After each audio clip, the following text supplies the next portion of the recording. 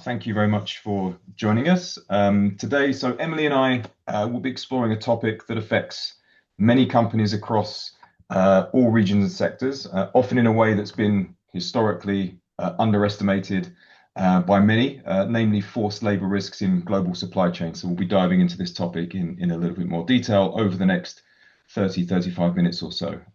You'll see as we run through, we'll be referring to a white paper published by my colleagues at SESAMm called The Hidden Risks of Forced Labor, where we dive into some case studies and regulatory issues and so on and so forth. One of the most striking findings we found through this research is that forced labor is a topic that appears across all geographies, including advanced economies, highly regulated industries. It's really not limited to low wage developing markets or high risk sectors, which is an impression that many of us previously had. It really is a systemic a systemic challenge across the board. So as a very quick introduction, my name's Andrew Bernstein. I'm the Chief Commercial Officer here at SESAMm.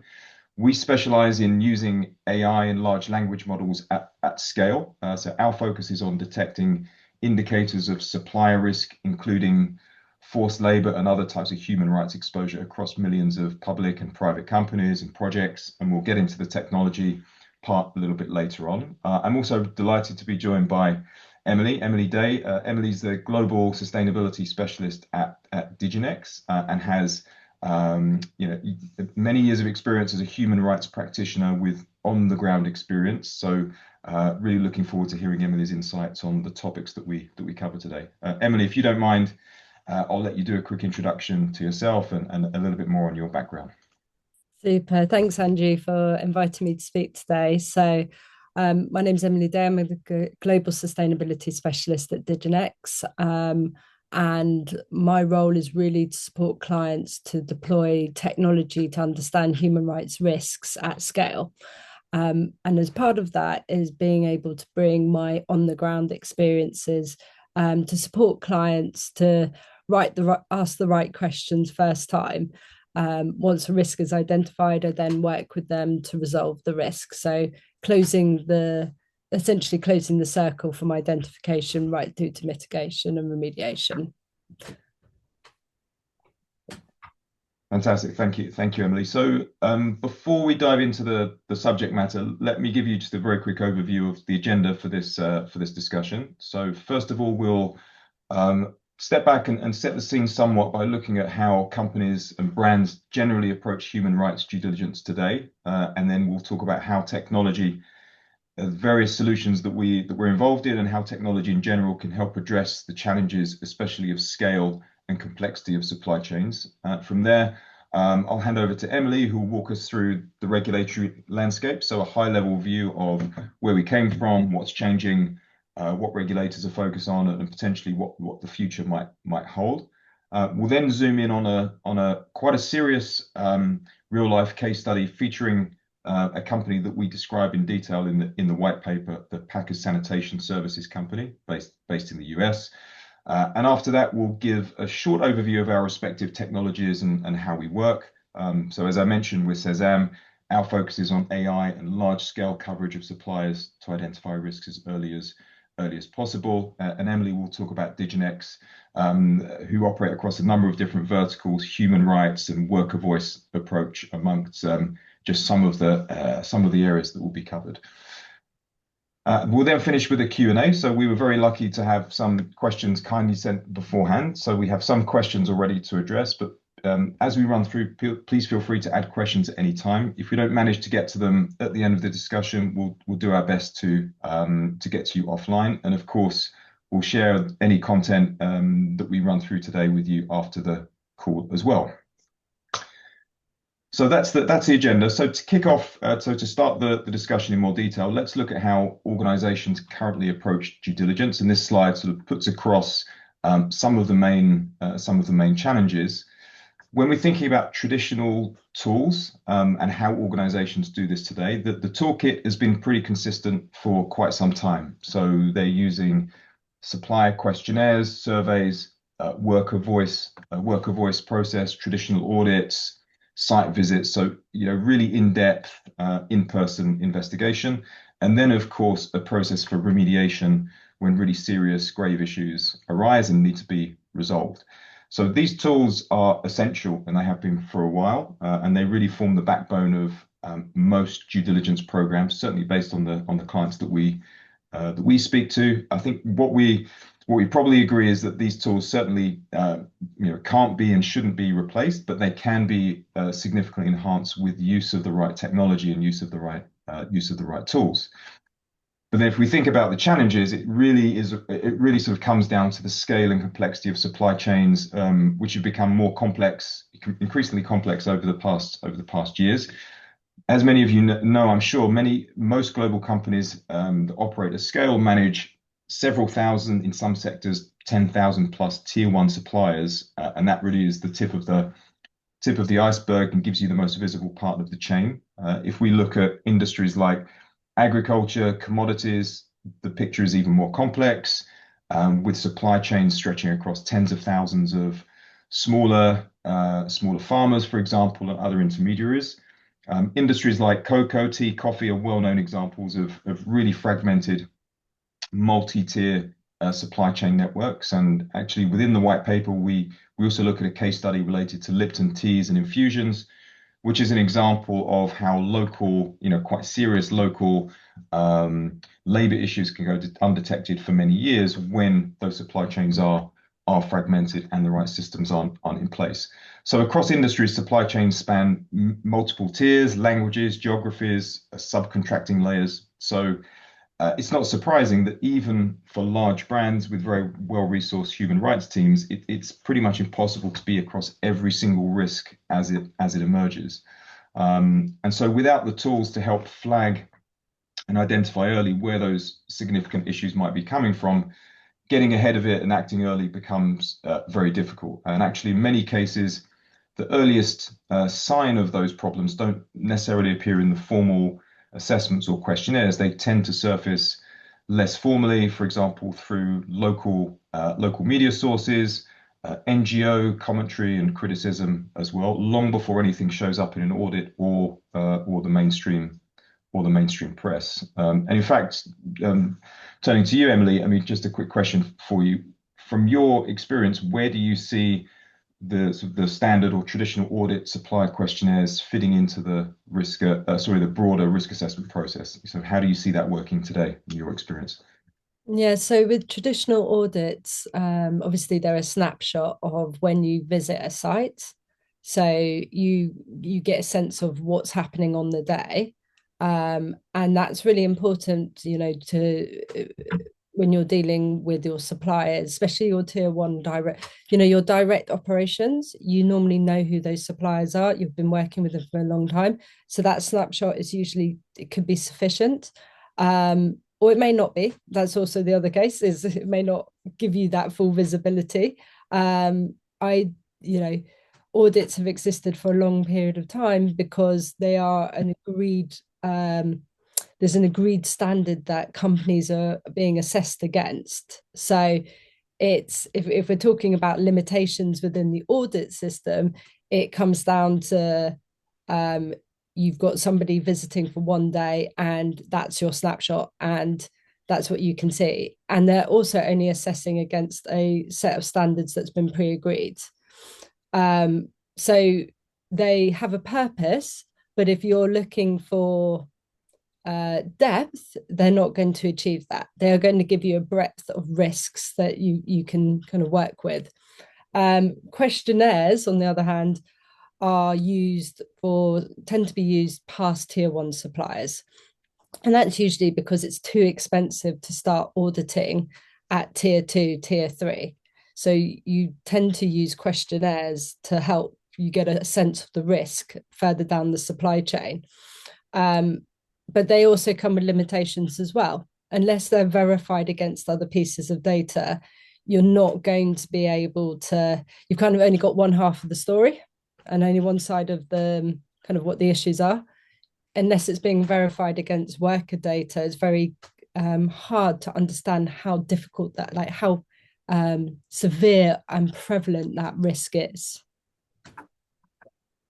Oh, that makes sense. I mean, from your experience of working with clients and on the ground experience, have you found there are types of risks or abuses even that typically are not picked up or kind of invisible, if you like, in that standard audit Yeah, cycle. yeah, it's really difficult when you go onto a site. So, based on my experience of interviewing workers globally, whether it's workers in slum factories in Mumbai or in in the Qatar FIFA World Cup stadiums, it's really difficult to get that trust straight away.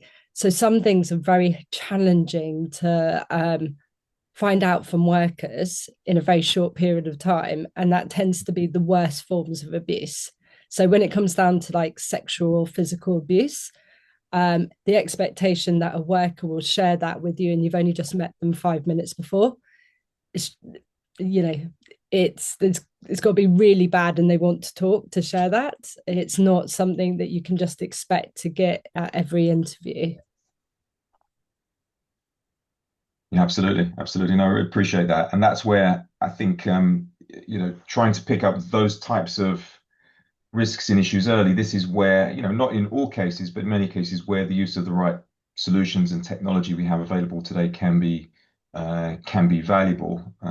Because again, you're looking across such a vast set of suppliers, trying to pick up where those potential risks might be emerging. Is as you mentioned, it's very difficult to do with sort of individual audits, one company at a time. Sorry, Emily, you were about to say something there. So for us, our worker voice technology was designed by survivors from human trafficking, and it was particularly one of the questions that was asked is how would you interact with technology to explain some of the worst abuses that you've experienced. So you can use technology to understand to gain insights into those abuses because there's almost a step back. It's you're not having to say that to somebody in a room uh, Mm. to their face. So that's technology can support to uncover some of the worst forms of abuse that you wouldn't necessarily get if you were on a site. Absolutely. That's actually a really important point. So I guess from a human rights practitioner, from the brand's perspective, it then will help them to focus time and resource on those suppliers and those cases that need the closest attention. It's interesting, I guess, that psychologically it's easier for someone to share those issues with a platform rather than sort of expressing that face to face with someone, I imagine. Yeah, Absolutely. Absolutely. And I think the common thing when we're talking about how technology can help, obviously there's that ability to scale, to flag recurring issues and to spot problems as they arise. But this is not what we're not saying is it's a replacement for on the ground expertise and due diligence. It's just a way of multiplying and making teams much more efficient and being able to prioritize on what's most important. So that human expertise remains incredibly important. I guess Emily, you would mirror that view.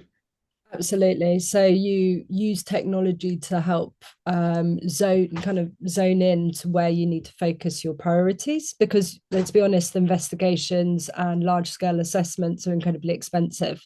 So for brands, it helps them to be able to say, this is where we need to focus and this is where we're going to spend budget.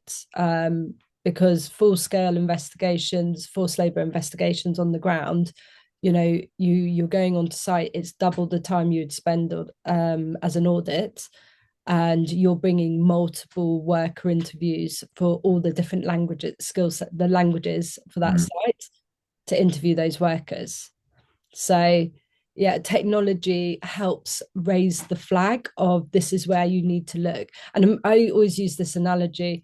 Human rights managers or people working in corporates in the sustainability function, they have hundreds of fires to put out. There's loads of little fires. And where technology comes in useful is that you need to look at that fire. That's the one that's going to, grow exponentially and needs to be kind of prioritized immediately. Absolutely. So I imagine, I mean, this is stating the obvious here, but I guess so early detection, especially in those most serious cases of forced labor, child labor, for example, is incredibly important, right? So getting there early and being able to detect any any initial signal there may be a risk emerging in those cases. Absolutely, and there's a cost associated to risks. So no business wants to go into crisis management because they found that they've had forced labor and it's in the news, and then you're having to um, not only deal with the crisis of it being in the news, but potentially also risking fines, embargoes, like legal consequences. You want to be kind of resolving that before your products are leaving your warehouses. You want to be fixing that before it becomes a bigger issue than it originally, originally started as.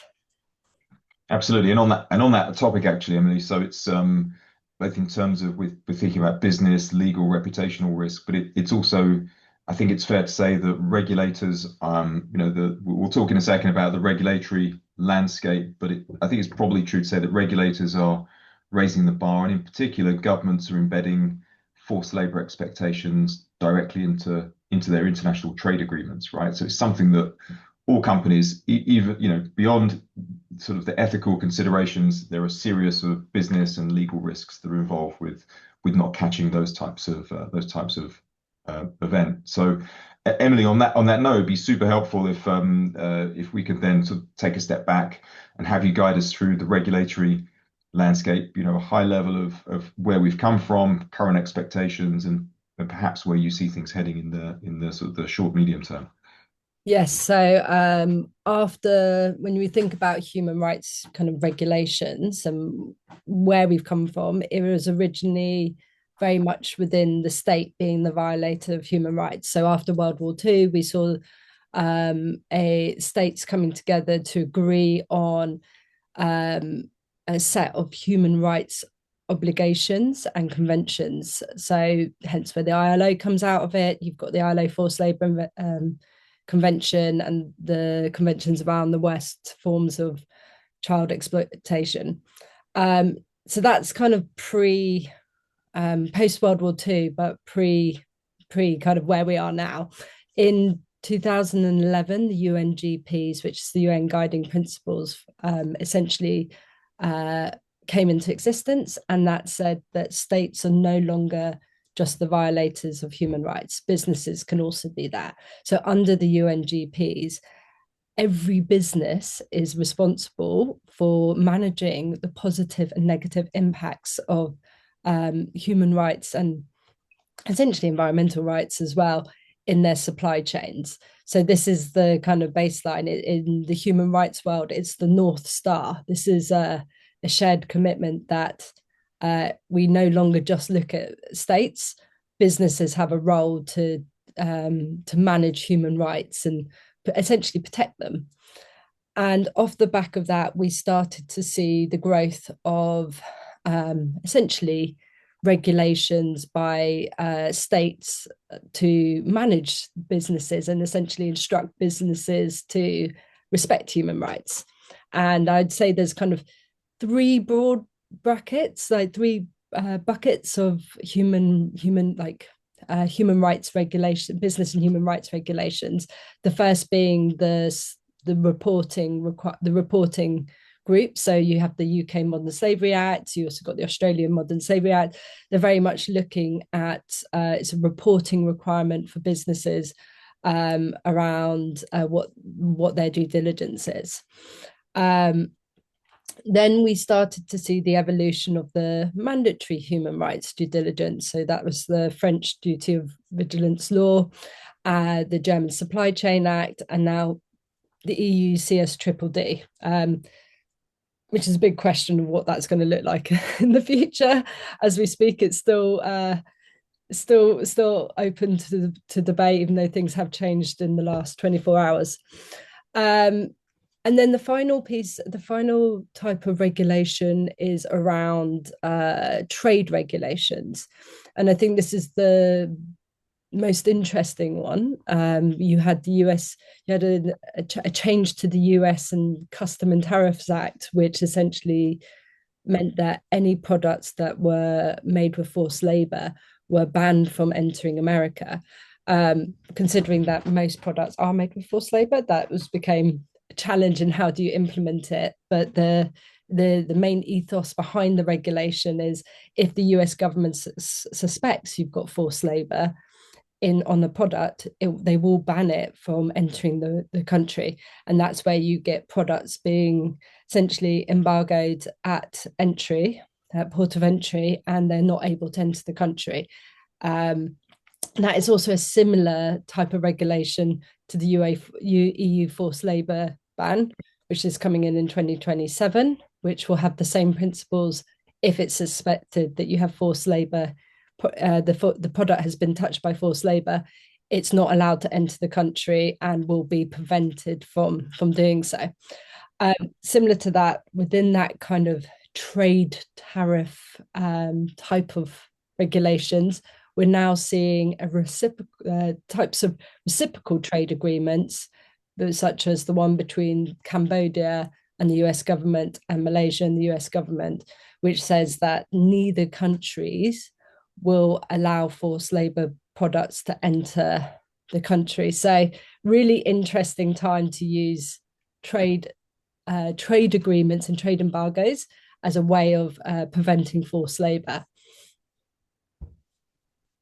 Absolutely, that is a really interesting development over recent times, particularly in relation to the trade agreements. Absolutely. From your experience, Emily, a quick question there: are there any, as you look across the impact of regulation, trade agreements, are there any industries that you've seen have been less affected, where perhaps where these issues or these risks have not been expected to surface or have kind of gone under the radar? So the most recent one is the Giant WRO. So the Giant is a company, bicycle company in Taiwan, and they recently had a withhold release order put on them by the US government because they suspected forced labor. The products were made with forced labor. They have really not seen that industry has not experienced these kind of forced labor bans and kind of gone under the radar. And as you'll see, I think it'll be similar with automobiles and kind of you know, scooters, anything that's kind of not really been in the news to this date. So whilst these trade embargoes are very kind of blunt, they are blunt instruments. What they do is the US government will go after the biggest player, and it has a ripple effect, and it causes the whole industry to clean up its act. Hence why they act in this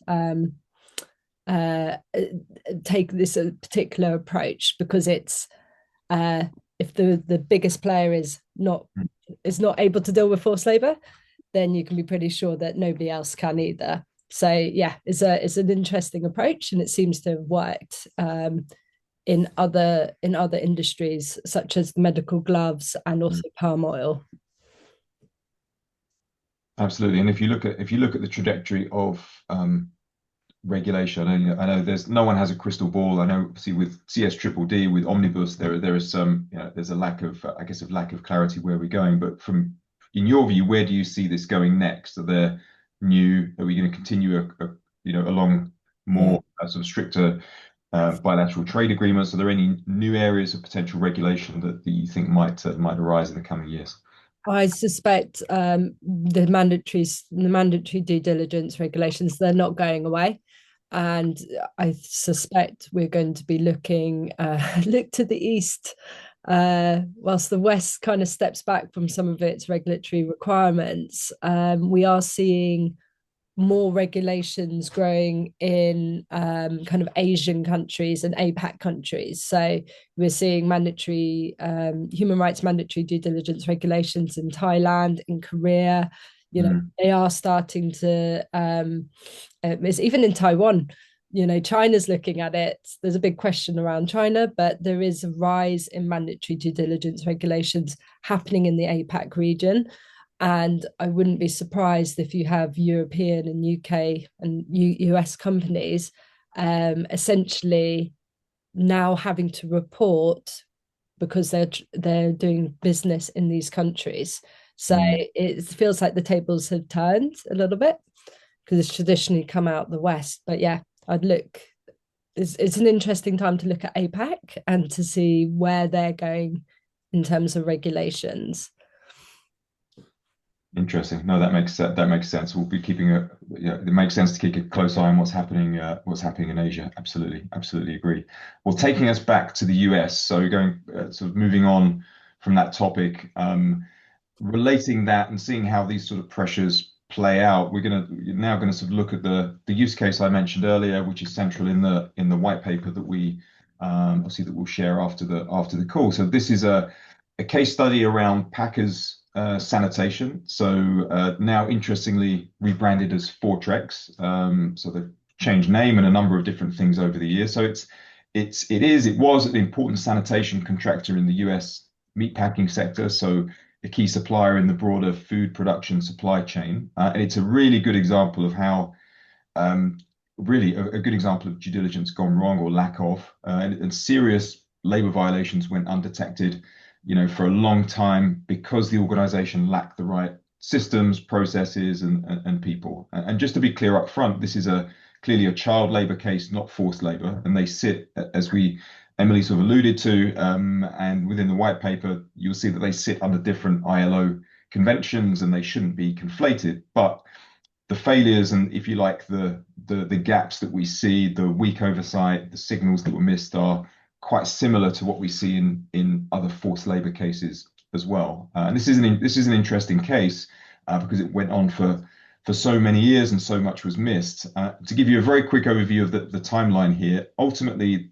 authorities in the US found over 100 people working, or 100 children rather, working overnight in pretty awful, hazardous conditions in cleaning roles. And so the awfulness of that situation alone tells us something, that fundamentally something was wrong within the organization. And very quickly, if you look at the sequence of events, you can see how the gaps and the misses, if you like, built up. So as early as 2019, there were wage violation lawsuits, some of which were mentioned in local press, NGO sites, and so on. So that gave an early indication of labor malpractice. Then by late 22, Department of Labor stepped in with an injunction, and that led in early 2023 to multiple investigations and a penalty, and so a fine then followed that.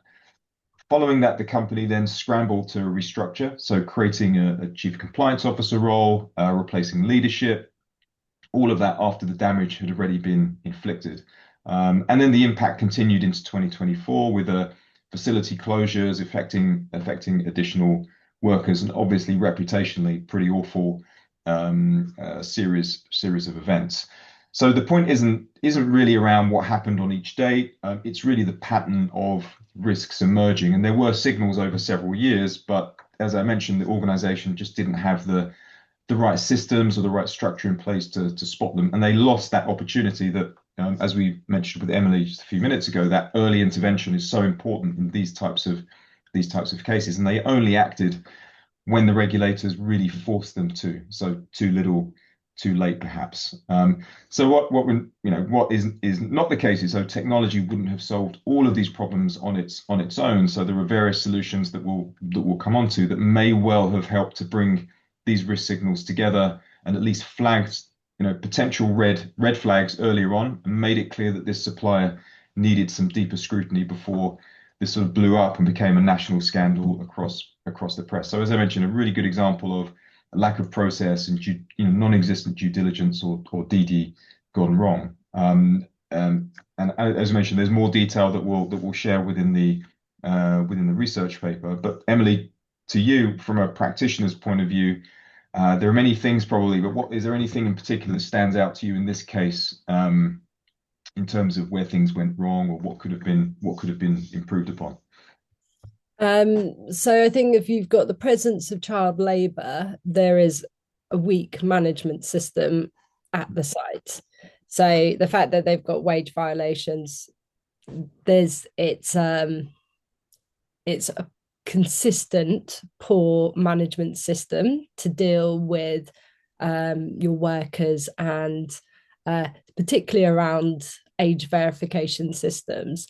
It may be helpful to explain what a child labour investigation and remediation would look like if a child was found here.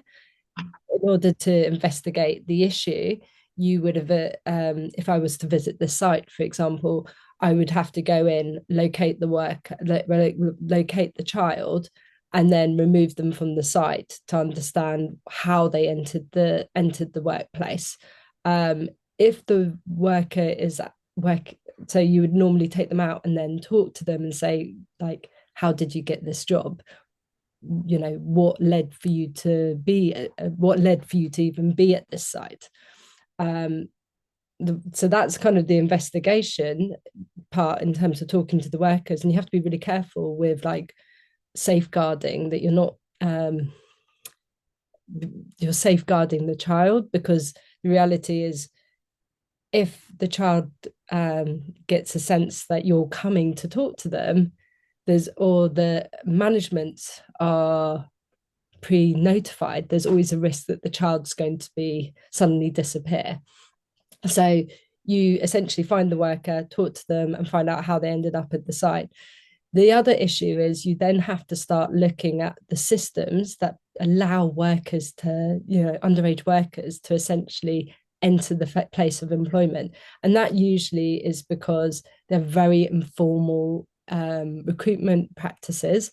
So it's my friend got me a job, and they also got me a job. So it's not you're assessing not just why a child entered, but everything around the practices at the business, um, to see how that kind of those gaps in those systems exist. Similarly, you would have to go onto the site and go through all of the HR records to understand if there's historical child labour, as well as what evidence has been submitted or saved on file around this worker. So it's not a straightforward approach. There's consistent issues with this management system at the site. So child labour, I'm not surprised it's there. Wage violations, they probably had other indications of forced labour as well at the site, because fundamentally, when it comes down to it, if you don't have secure or strong management systems, it allows for exploitation by people at the site. Like that's it allows for exploitation by management, because that's what it really comes down to. Um, from a remediation perspective for the child worker, for this business, when you're remediating, it doesn't matter if it's a child or if it's an adult. Remediation is based on the principles of engaging with the stakeholder who's affected, to understand how they want to be remediated. So typically, remediation for child labor is you ask what the worker, what do you want to do if you're not working at this factory? Do you want to go back to school? Do you like why what would be your aspirations, and based on that you set up a remediation plan. So from a company perspective, having a child in your factory becomes you need to pay for their school fees until they hit workable age, and you also need to pay a stipend to prevent them from coming back into the factory. So that's the fundamentals, like a remediation. So that very weak management system becomes a very expensive exercise to try and resolve it in the end. Absolutely. No, that makes perfect sense. That's a really interesting insight into what, just a small insight there into what the remediation process would look like. But I guess it's significantly more complex and costly the longer that issue is left and the longer it's sort of not identified. Yeah. So they paid 1.5 million in a fine, but if they had also remediated all of the worker, that would have been extensively more. Yeah, absolutely. Absolutely. Thank you very much for that. And I think moving on, conscious of time as well, what we're going to do now is sort of move on and in the context of everything that we've seen and the challenges of identifying these types of risk, everything from that sort of initial identification through to remediation. As we mentioned, part of the topic to discuss here is how different technology approaches and solutions can help throughout that process. And what you can see on the slide here is from SESAMm's perspective, this is a broad architecture of how we're really trying to help our customers detect risks as early as possible across sometimes very complex supply chains. And in short, you can see here that we use AI, so specifically large language models that have been trained in a number of different languages, we are trying what we're trying to do is to systematically identify controversy events, so particularly ESG risk events across millions of public, private companies and infrastructure projects, whether tier one or deeper down in the supply chain. If you look at the top of the funnel there, so the foundation of this is a huge data lake of content. So we analyze around 30 billion articles in more than 100 languages. So we're covering a huge amount of ground and actually addressing it. There was a question that came up in the Q&A chat, partly to address a question potentially about positive bias in content. So with our approach, when we're looking to look at identify controversies and measure the severity of them, we're really looking at objective sources of sort of outside in view. We're not looking at CSR reports or at the results of audits. It's purely looking across local language media and NGO sites, which should give us a more objective view and allow us to flag these types of these signals of risk as they emerge. Every controversy that we detect, there's also a notion of severity. So for each controversy case, we apply what we call an intensity score. So that helps practitioners focus on where they need to put their attention in terms of engagement or investigation. So it's all about using this technology and the sheer breadth of content to surface risks early by analyzing all of this unstructured text on a real-time basis.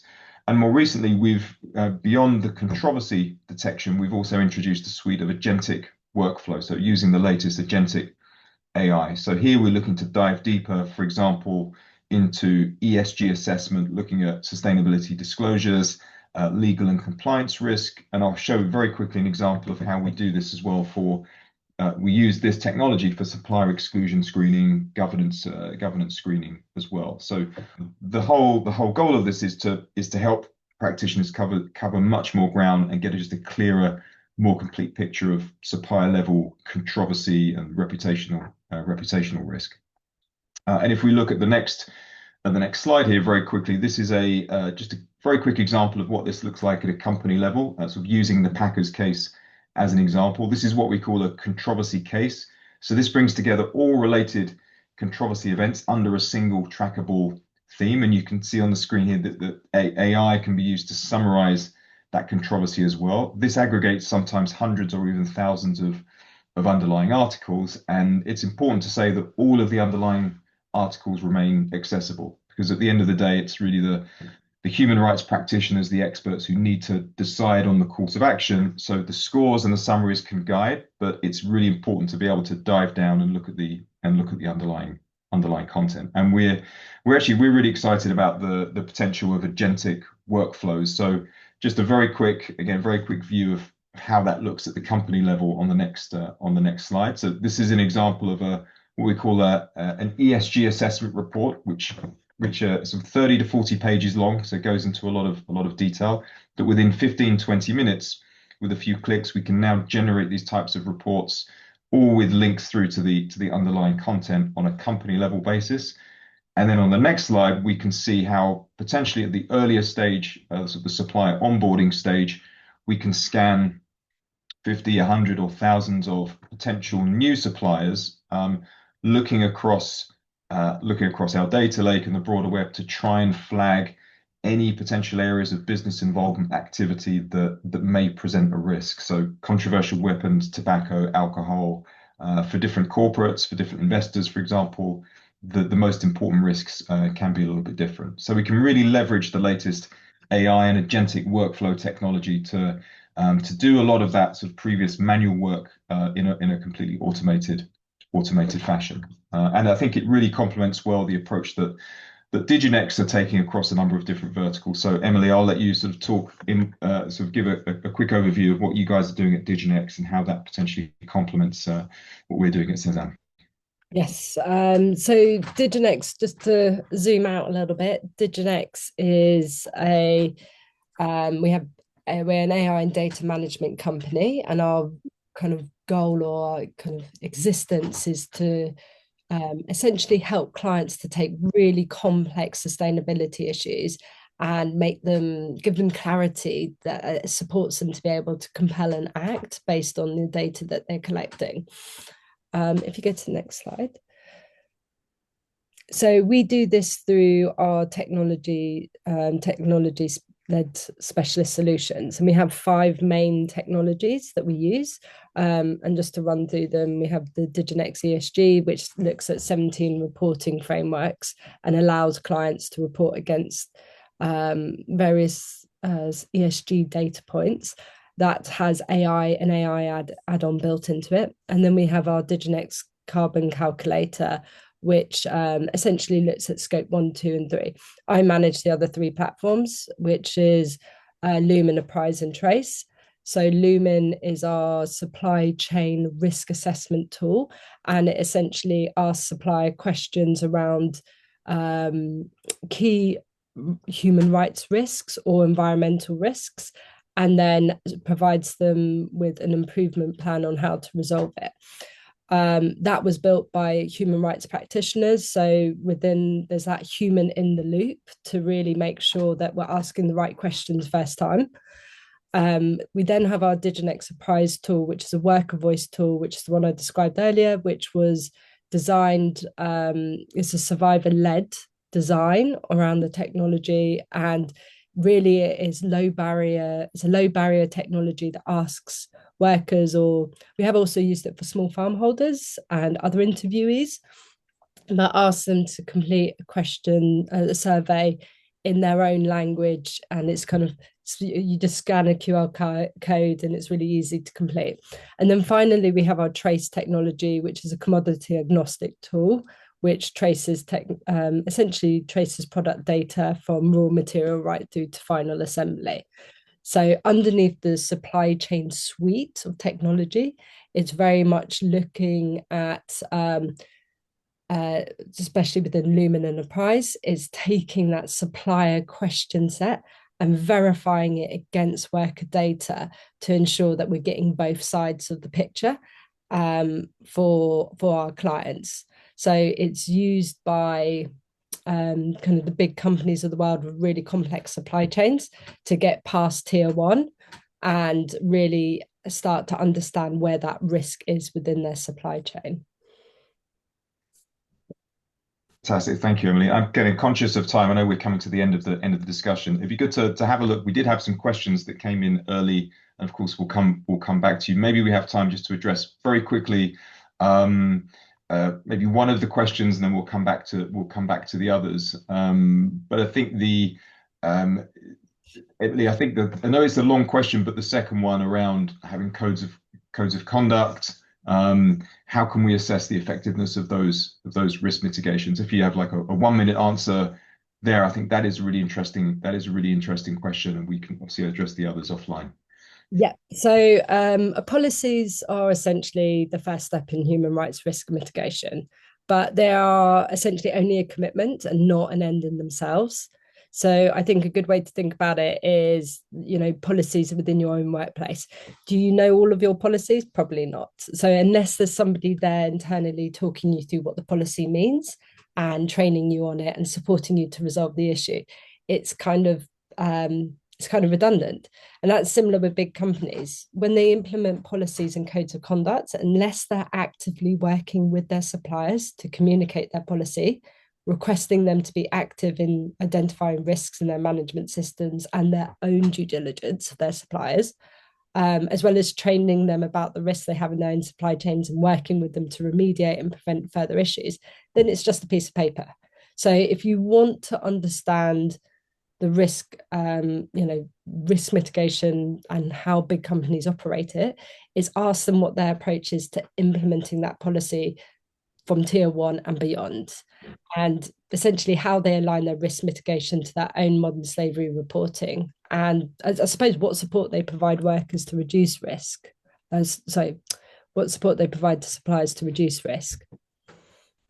Absolutely. And I think on that note, I know we have other questions, but I know we've kind of run out of time. But I think overall, we've covered a lot of ground. So thank you so much, Emily, for your insights on this topic. It's really, really interesting and really insightful. I think what makes a difference in the DD due diligence and the human rights analysis process is continuing to pair that strong expertise Mm. and it leverage the right type of technology for scale and early warning capabilities. And it's been great to sort of share that conversation with you. And we'll, as I said, we'll come back to you with questions. We'll share answers to those questions. We'll share the material. But again, really appreciate your time and attention this morning, this afternoon, and look forward to seeing you again soon.